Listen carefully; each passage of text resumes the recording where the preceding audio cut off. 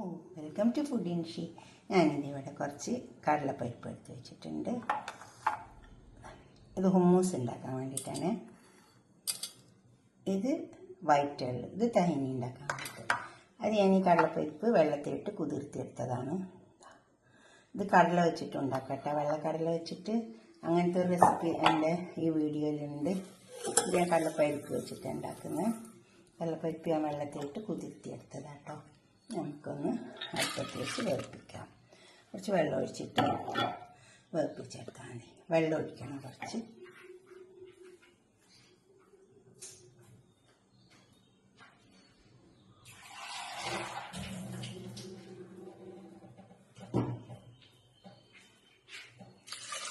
വെള്ളം ഒഴിച്ചിട്ടുണ്ട്. ഉപ്പിട്ടിട്ട് വേവിപ്പിച്ചെടുക്കാം.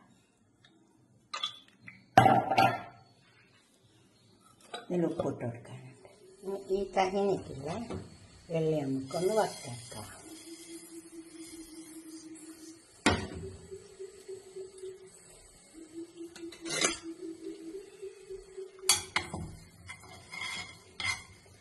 അപ്പോൾ തന്നെ നമ്മൾ കടലപ്പരിപ്പ് വേവുന്നുണ്ട്. വേവട്ടെ.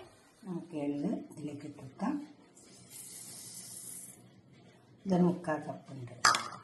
ആദ്യം ഇത് ഒന്ന് പൊടിച്ചെടുക്കാം. പൊടിഞ്ഞിട്ട് കുറച്ച് സാധനം ഒഴിച്ച് കൊടുക്കാണ്ട്. ഇത് ഒലിവ് ഓയിൽ,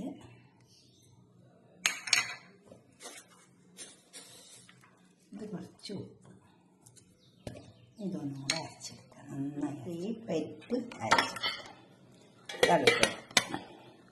കടല വെച്ചിട്ടും ചെയ്യാം കേട്ടോ. ഞാൻ കടല വെച്ചിട്ട് ഇതിൽ ചെയ്തിട്ടുണ്ട്. ഇനി കുറച്ച് നല്ല ജീരകം, 2 വെളുത്തുള്ളി. നല്ല ജീരകം 1/2 ടീസ്പൂൺ എടുത്താൽ മതി കേട്ടോ. പിന്നെ ചെറുനാരങ്ങ,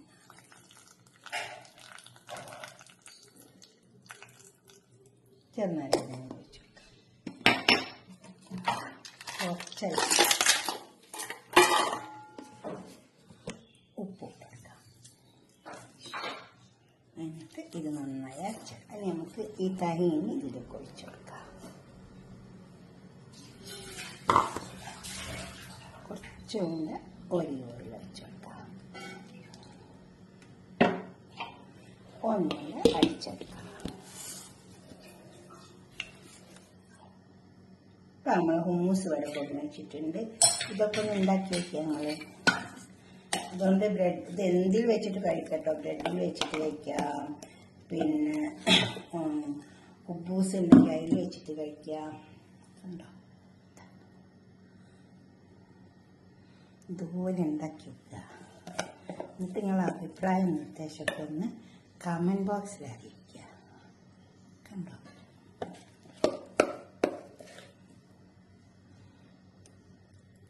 നല്ല ടേസ്റ്റാണ്. അത് കണ്ടോ, രാവിലെ നമുക്ക് എന്താ പറയുക, ബ്രെഡിലൊക്കെ വെച്ചിട്ട് കഴിക്കാൻ പറ്റും.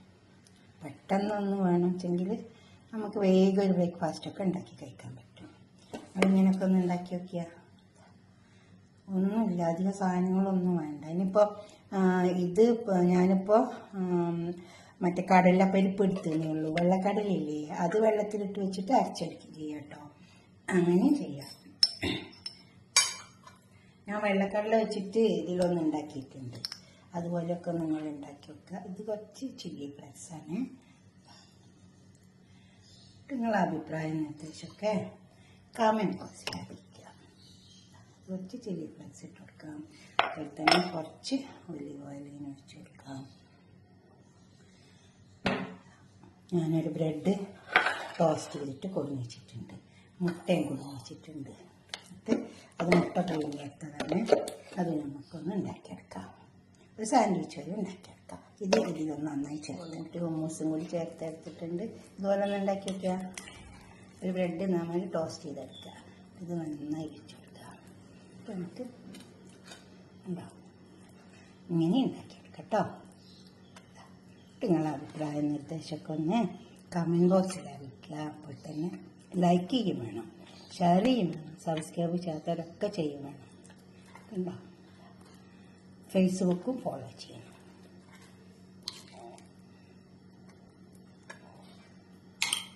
ഇങ്ങനെ സാൻഡ്വിച്ച് ഇങ്ങനെ ഉണ്ടാക്കിയെടുത്താൽ മതി.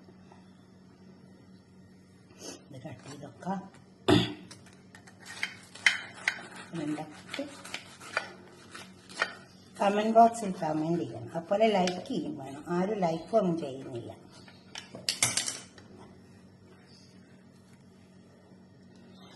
ഇതുപോലെ ഉണ്ടാവും.